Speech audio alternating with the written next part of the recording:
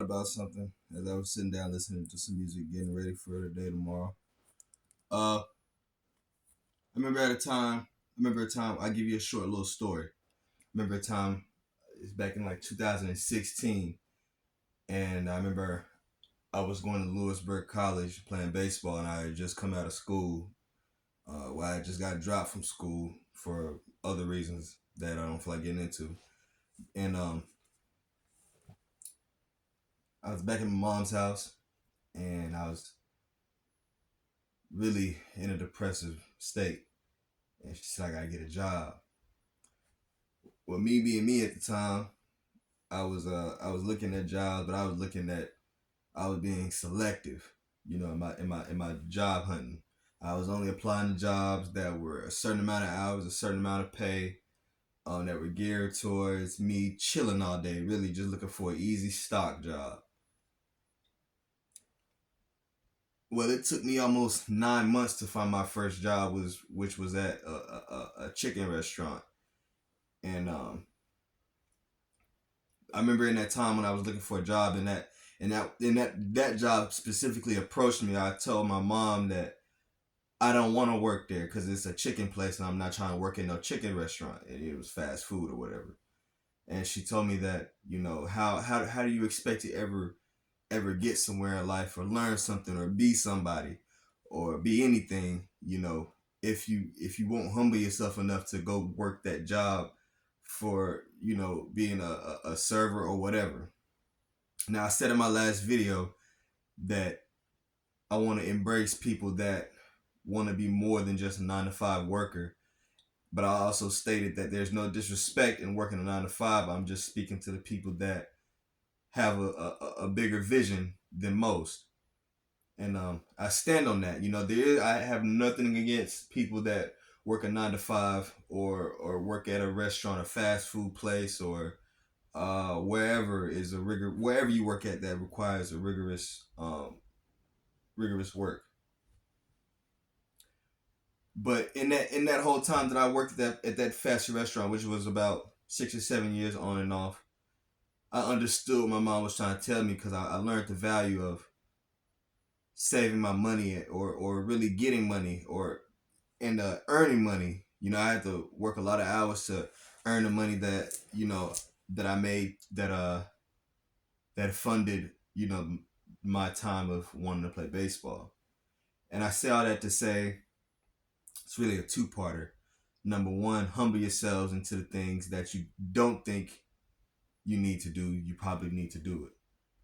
I also stated in my last video, I don't really enjoy doing plumbing anymore. I never really enjoyed doing plumbing. It was just um, a feeling, a facade that I was having at one point. But I've learned from doing plumbing that that it's not easy.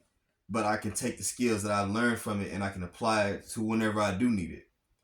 And I'm humble enough to at least not say, "Oh, fuck this," and just leave a man high and dry. I can at least put a notice in and give him, that much respect because I have learned and I have gained knowledge and other sorts from plumbing. But anybody that's looking to be somebody, and I know I promote this nerd. Nobody's embracing real dreams, but I'm trying to turn the nobodies into somebodies. But like I said, if you're on the road of trying to be somebody, or you're trying to uh, you have goals set and you're trying to get somewhere, humble yourself in knowing that hey, I gotta go work this job for I might not have a lot of money in it, but I can do this and knowing that it's more coming. Yeah, it's a better job coming. It's a better opportunity coming because you never know working at a job where you might get your opportunity. That job is specifically might give you an opportunity to grow, or you might find somebody walking in that likes what you do and might give you an opportunity to grow with a different company. And number two, like I said, this was a two-parter, is money management when it comes to humbling yourself. Humbling yourself and money management, I feel like go hand in hand because you gotta humble yourself to know that hey, I can have this money today, but I might not have it tomorrow.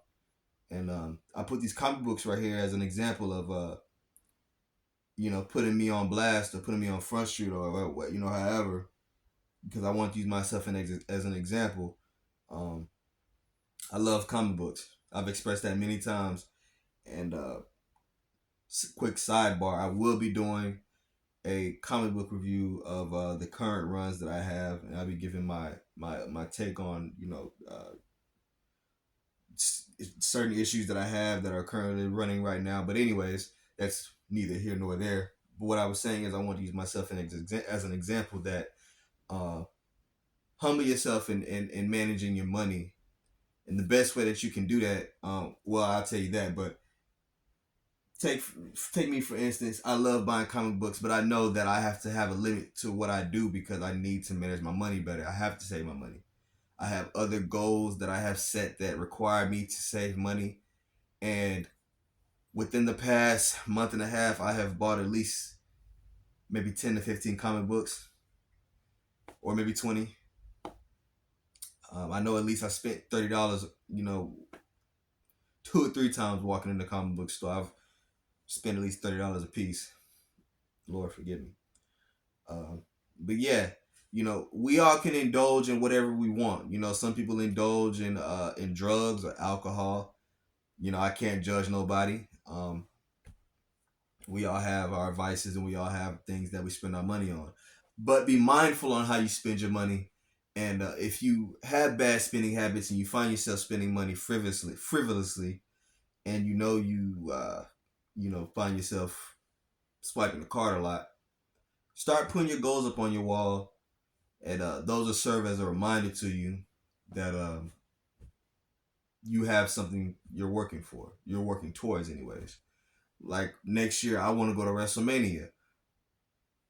It's up on my wall. So now I know I gotta save some bread. I might not save every day or every paycheck that I get, but I gotta save something uh, to at least know, hey, this is going towards my goals. Um, but yeah, that's really it. Uh, if I could sum everything up into one sentence or a couple of sentences, it's basically, man, humble yourself. No matter how big you get, no matter how much money you get, even including me, no matter how many subscribers I get, how many views I get, if this channel blows up or not, humble yourself when you get to what you were striving for, what you're praying for. Because just as soon as you get to that point of getting too big headed, that's when it could all be crumbling down.